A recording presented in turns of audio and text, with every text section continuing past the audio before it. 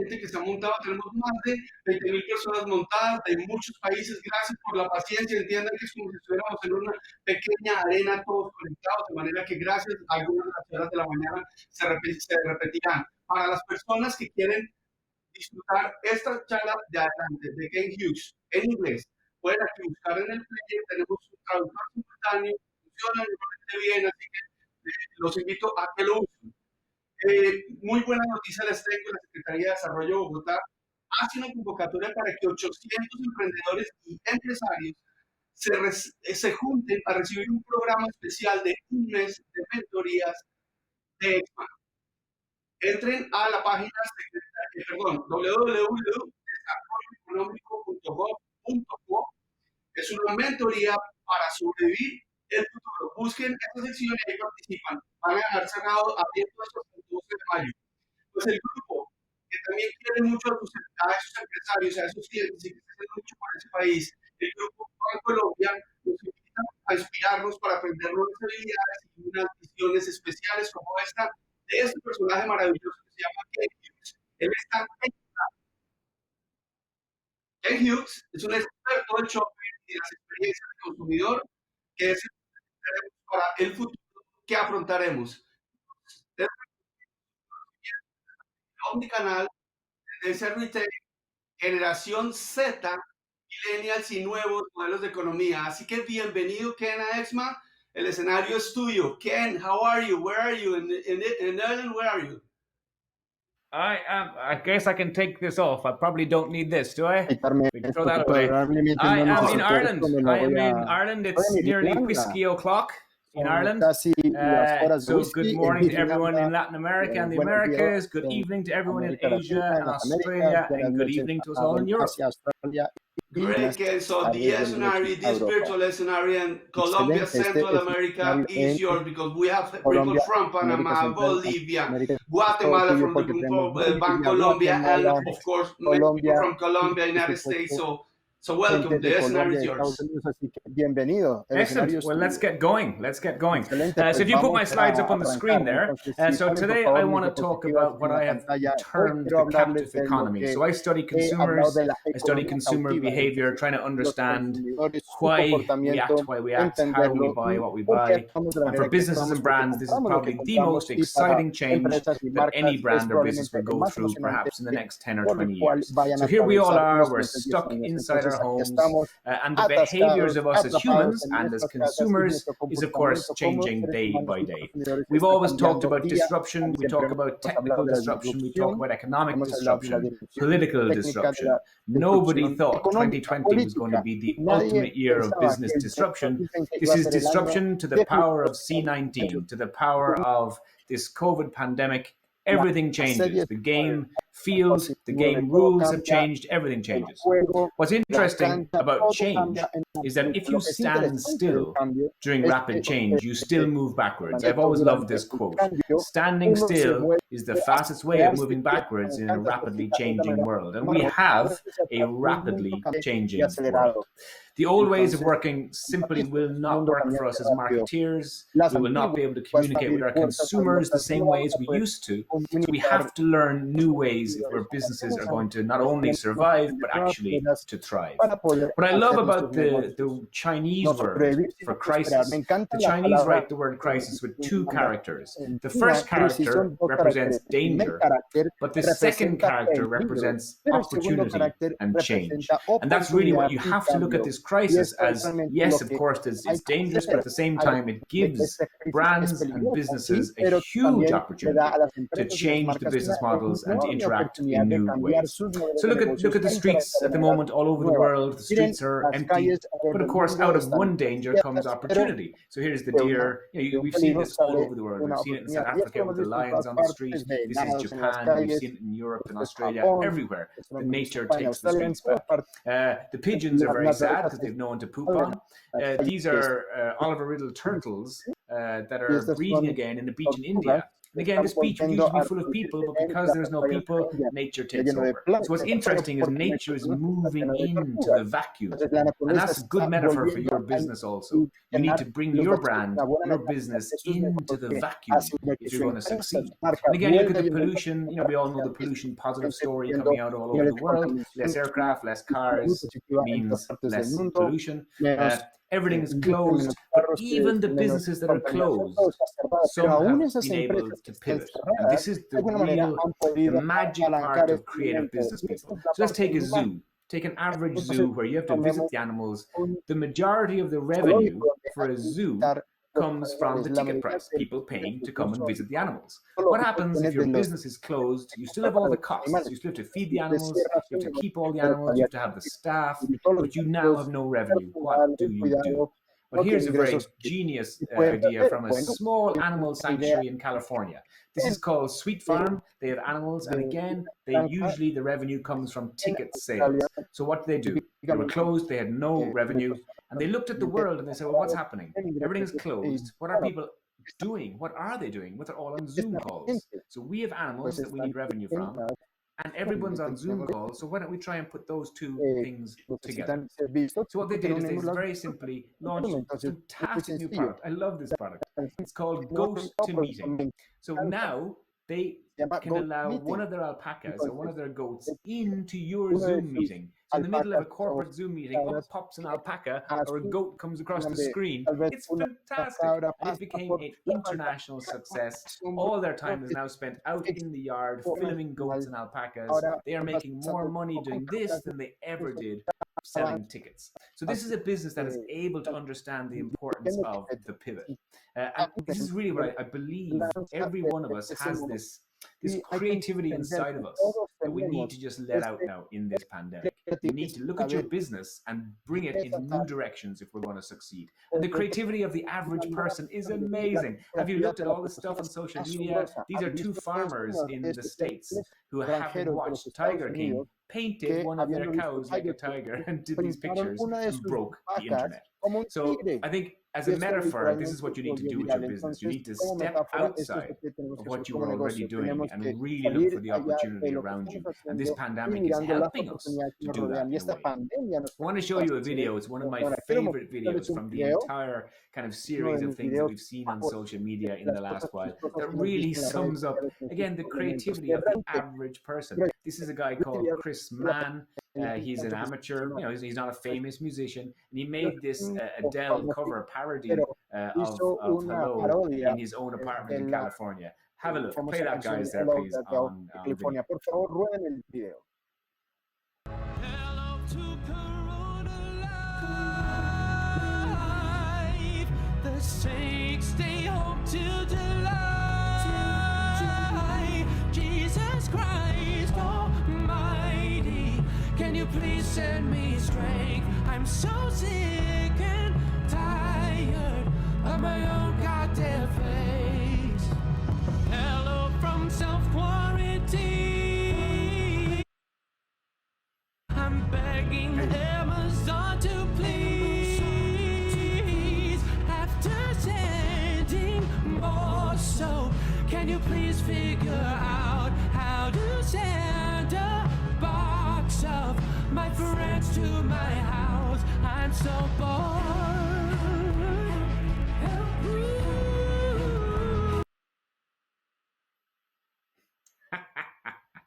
I mean, I love that. I could watch that video all day. And it just really sums up, that video sums up to me the creativity of the average person, the things that we sometimes end up doing out of frustration.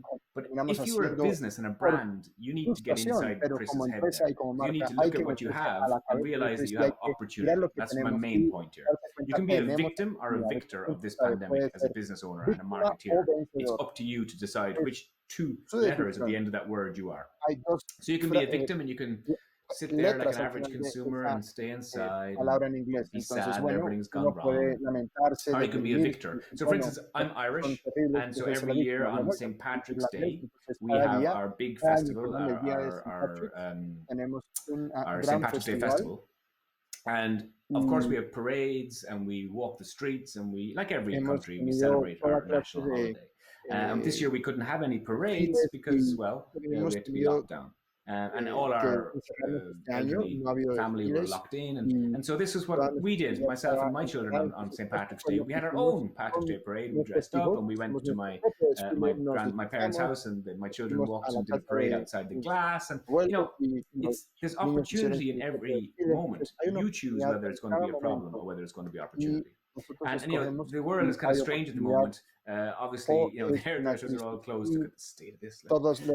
So, in 8 weeks, will there be any blondes left in the world? Working from home is a challenge for a lot of parents. You've all seen images like these. And I think this statement is very true. If the scientists don't find the vaccine to the pandemic soon, I can guarantee you the parents will. Us parents, we will find the vaccine to send these children back to school. And I love the pictures I've seen on social media all the time, the things that children do when you keep them in the home for too long. Even the animals are practicing social distancing. This is Wilson, the dog, working from home, doing his best to work from home. And then the summer, what will the summer of 2020 look like? Will this be our summer? Will this be the summer that we all spend with our feet sticking out the windows? So, it's a really weird world that we're living in. I think the recovery, people keep talking about a V-shaped recovery, like a V-shape like this. Because we're used to seeing V-shapes in the stock market, things bounce back. So we all thought, okay, things would collapse and then things would bounce back. But that was not the shape of the recovery. The shape of the recovery is likely to be like this boat. This is an old Irish currach. And that's the shape of the recovery. We're going to have the collapse that we've had now. We're going to have a very slow recovery over maybe 12, 20 months. And then we will have a significant rise back to where we were. And if you look at that from a business point of view, it means you need to have 3 strategies: the now, the then, and the when.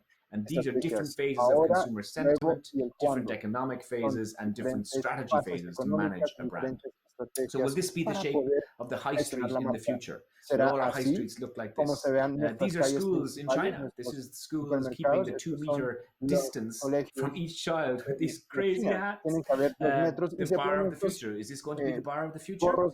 These are Starbucks and restaurants in China.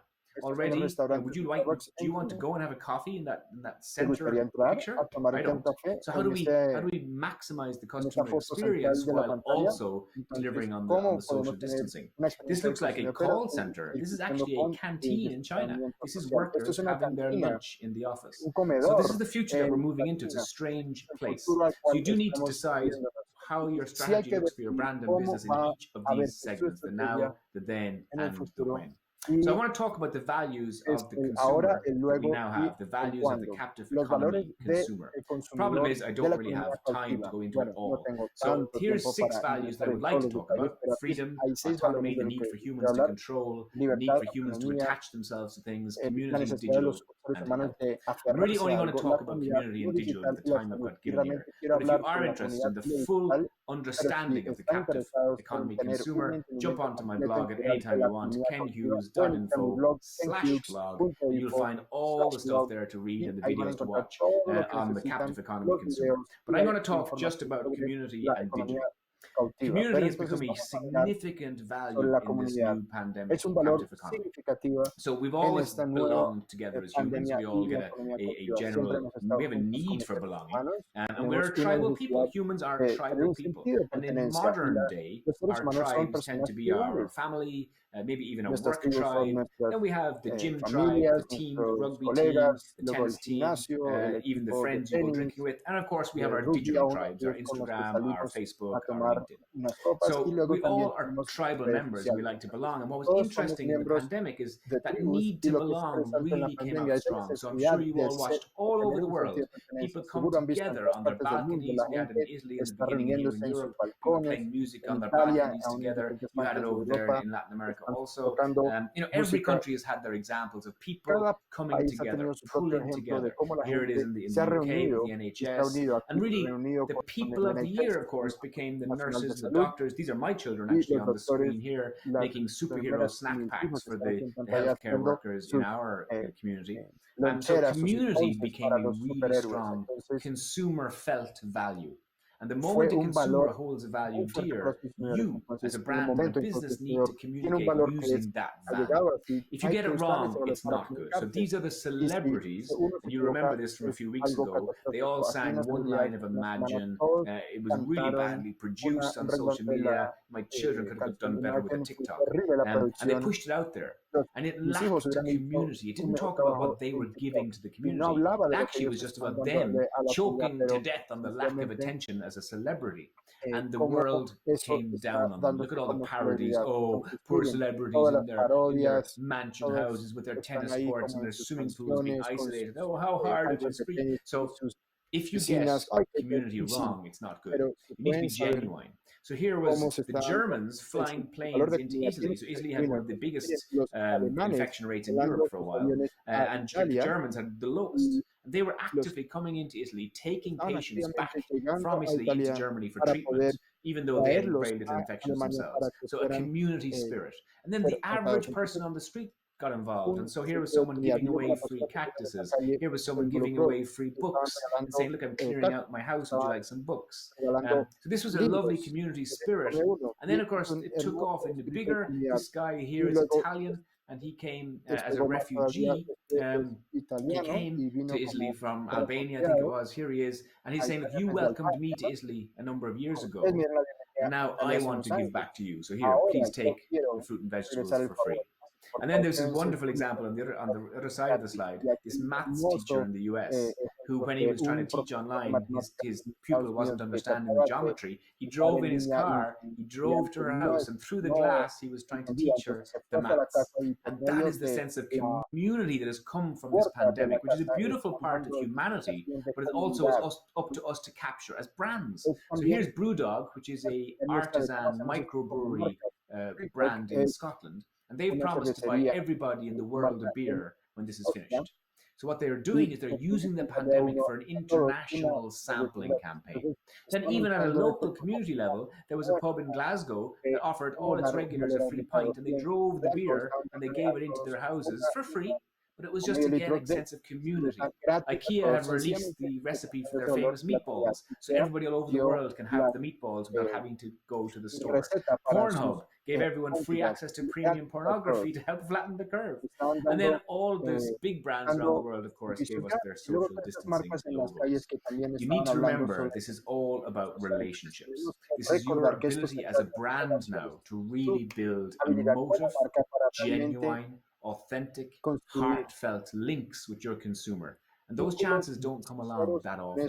This is your chance to really form a bond with a consumer. And you need to look in your business processes, in your touch points, in your customer experience for somewhere where you can really make a difference. Ask yourself, what are you going to do to contribute to that community value and that community connection? It's really important right now, and certainly for the next 3 months in terms of where we are in the consumer sentiment pandemic curve.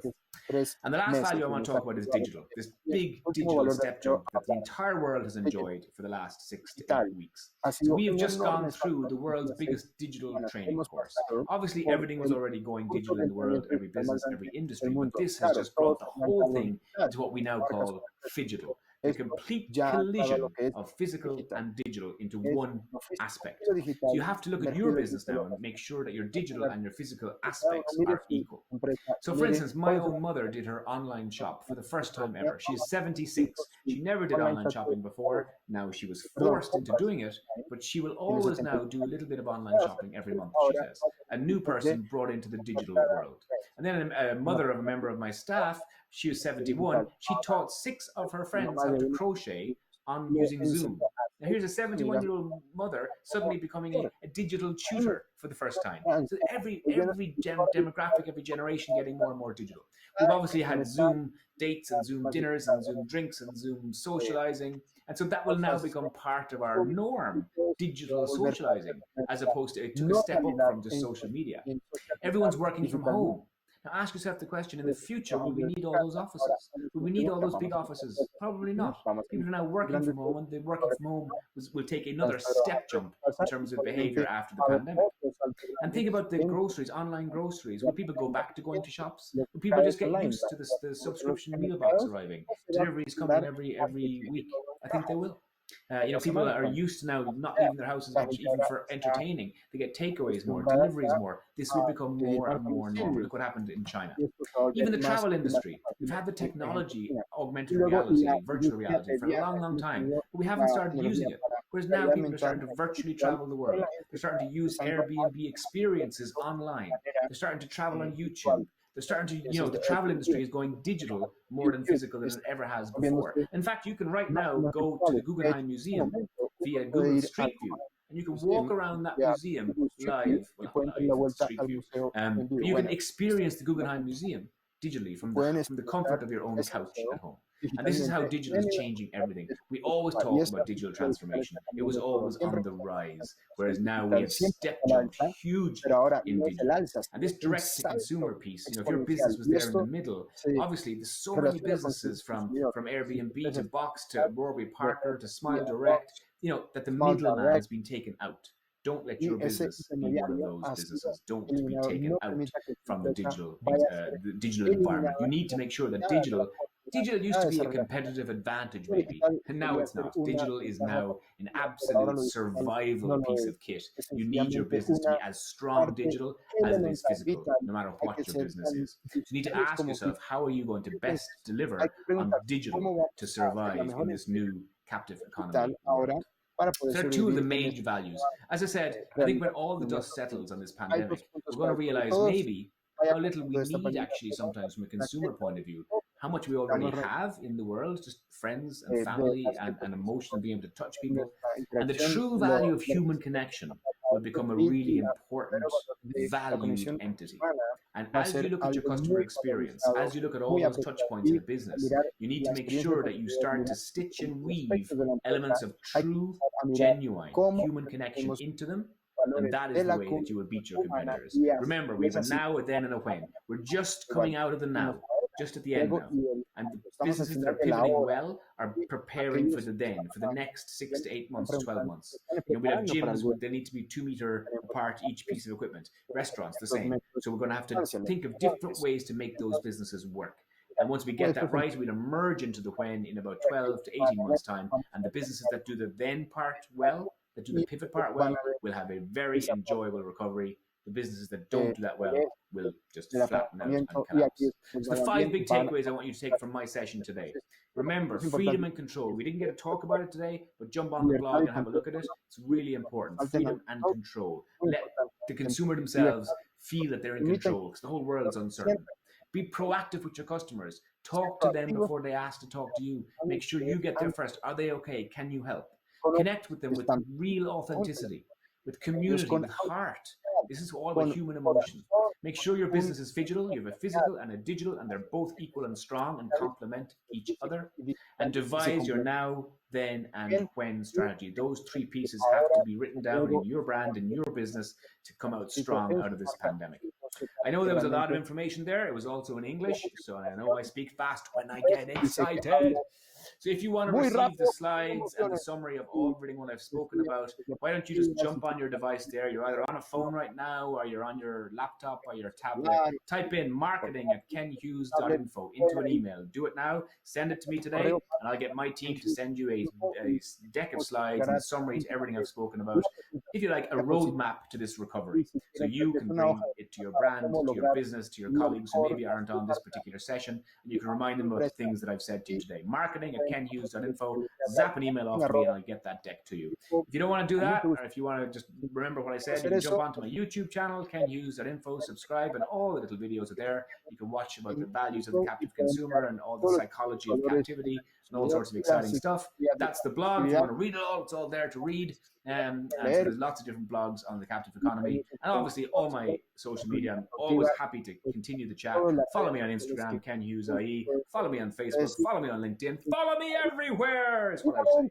Anyway, I was a little bit from me. I hope you enjoyed it. I'll hand back to EXMA Beyond. Have a great day and enjoy it. Thank you for the invitation. And I am Ken Hughes from Ireland saying goodbye. Adios. Hasta luego. Adiós.